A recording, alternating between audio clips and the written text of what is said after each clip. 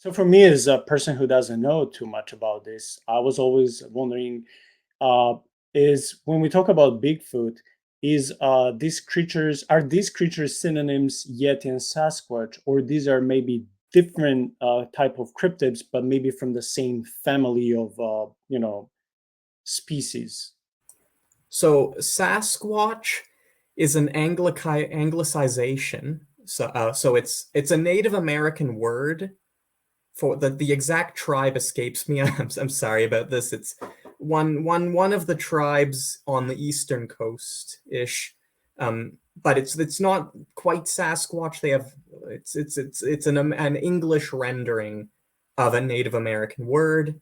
It's basically synonymous with Bigfoot. The Yeti is all but certainly the same creature. Uh, at least based off everything I've read, it's identical. The wood woes in medieval Europe, probably the same creature. There's an ongoing argument as to the identity of what we would call the Green Man. So for anyone who doesn't know here, for hundreds and hundreds of years until the 11th century is the earliest date here, uh, English and West European churches in general put frescoes on the doors and parts of the borders indicating a green man.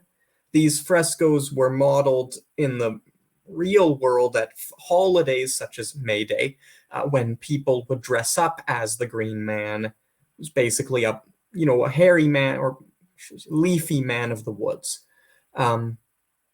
Victorian folklorists looked at this and went, pagan, definitely pagan.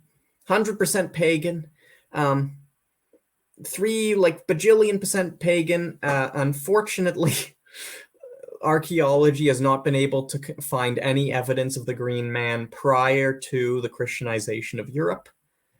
Certainly, there are similarities of identity between the Green Man and different entities, but the essence of the Green Man is a thoroughly Christian figure.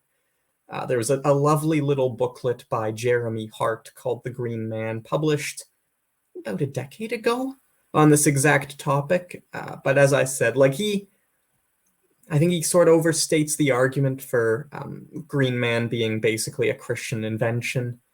But that being said, Green Man may be related to the Bigfoot figure. Maybe not. It's still in debate. Probably related to the Bigfoot figure. And then if we move east, the more controversial aspects comes in when we start discussing what the Greeks called satyrs and the Jews called seerim. The satyr, people think of the satyr as a goat man nowadays, but that actually arises later in Greek iconography. Earlier iconography just depicts the satyr as really hairy. Behavior-wise, he has certain similarities to Bigfoot, but with a vastly raised-up sex drive fitting Greek tastes. The biblical seerim is also described as a hairy man. The biggest, it's mentioned once or twice in the Bible in a very, God's like, stop sacrificing to it, you... But that's the most famous example. It shows up in a 2nd century Jewish midrash where they talk a little bit about its nature. It's not too important for the present discussion. The lengthiest discussion on it from the time period from a Christian source is Jerome's Life of Paulus, or Life of St. Paul the Hermit, where in chapter 8 he's describing a visit to find a certain desert saint, but when the people in question get lost, this being the desert, and they are stopped by an exceptionally hairy man who mentions that in the past he was wrongfully worshipped by the pagans as a god, and he thanks heaven that now they're no longer doing this, and then he gives them the proper directions. And St. Jerome concludes this account by going, was this a demon? Oh no, doesn't fit this. I have no idea. It doesn't look like it, doesn't act like it, but it doesn't fit anything I've ever seen.